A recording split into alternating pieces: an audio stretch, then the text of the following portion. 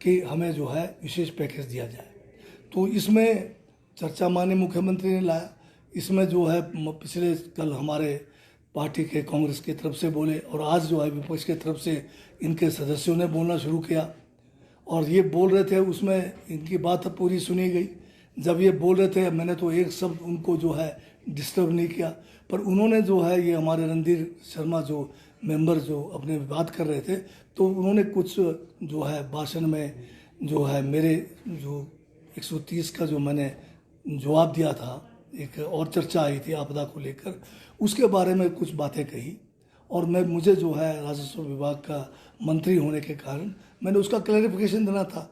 उसके लिए मैंने माननीय अध्यक्ष महोदय से नियमों के तहत मैंने जो है मांग किया कि मुझे भी क्लैरिफिकेशन का मौका दिया जाए। नियमों के तहत ही अध्यक्ष महोदय ने मुझे मौका दिया और मैं अपनी बात को जो रख रहा था, तो उस बीच में एकदम से जो जयराम जी जो है, जो इनकी आदत बन गई है, किसी को बोलने नहीं देते। वो पक्ष के लोगों को तो क्या बोलने देंगे, वो विपक्ष के अपने साथियों को भी बोलने नहीं देते। खड़े होकर जो है मुझे इंटरव्यू करने लगे और इंटरव्यू करके चले दो बात कह के बैठ भी जाते और लगातार बीच में मुझे जो है टोकते रहे। अब ये टोटल एक जो है नियमों के विरुद्ध है। किसी भी दूसरे कोई भी सदस्य जब बोल रहा होता है, कोई दूसरा सदस्य उसको जो है बीच में टोक नहीं सकता, उसको रोक नहीं सकता, उसको जो है बाधा नहीं कर सकता। तो जयराम जी मुझे इसलिए बाधित कर रहे थे कि मैं सच्चाई बयान कर रहा था और सच्चाई जो है बीजेपी के कानून में अच्छा नहीं लगता है। और इतना ज़्यादा उत्तेजित हो गए कि वो अपने भाषा के ऊपर भी कंट्रोल नहीं रख गए और मुझे कहने लगा कि ये आदमी बकवास कर रहा है। क्या मैं जो बकवास करने के लिए विधानसभा में बैठा हूँ? मैं भी 5 बार का विधायक हूँ। जयराम जी हो सकते हैं मेरे से एक बार ज़्यादा का विधायक रहे होंगे, 6 का, पर इसका मतलब ये नहीं है कि वो जो है पूर्व मुख्यमंत्री का किस अहंकार में वो जी रहे हैं। जब वो मुख्यमंत्री थे उस समय भी मेरे साथ जो है इसी किस्म का बर्ताव करते थे।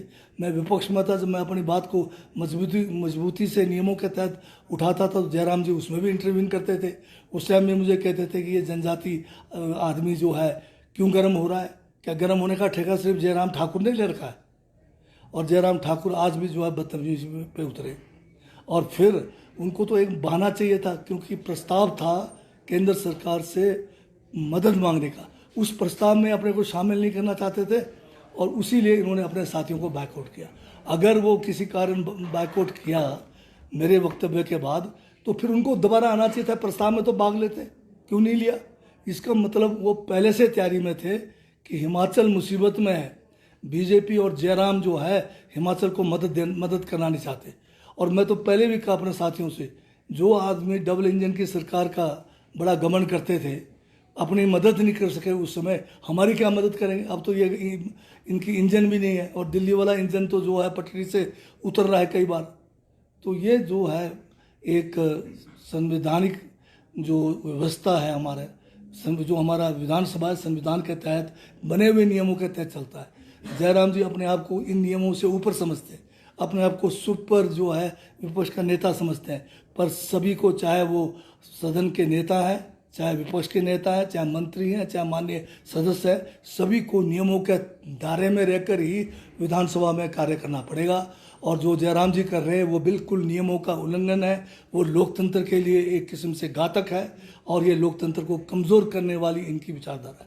सर, उन्होंने कहा कि वो चर्चा के लिए तैयार थे, लेकिन सरकार उन्हें हल्के में ले रही है और वहीं पर मंत्री बेलगाम है। एक मिनट में बताइए, जयराम जी कौन होते हैं कि ये फैसला करने वाले? आप नियमों को चलने, आप बोर्ड है ऊपर पे, वो किसी का खिड़की पे नहीं जाता है। इतना बड़ा सनसनी खिलाने का कोशिश किया झूठ के द्वारा, सनसनी के द्वारा, हिमाचल के लोगों को भ्रमित करने के क्या कि कांग्रेस पार्टी जो है ये जो विपक्ष को जो है जासूसी कर रही है। इतना ये जो है इन्होंने बाधित किया, सदन से भी माफी मांगनी चाहिए। नेता प्रतिपक्ष प्रस्ताव आया, हम उसका समर्थन करते हैं। समर्थन तो देख लेना, अगर वो मेरे से रूठ के चले गए फिर दोबारा वापस आ सकते थे। बाहर गए, प्रेस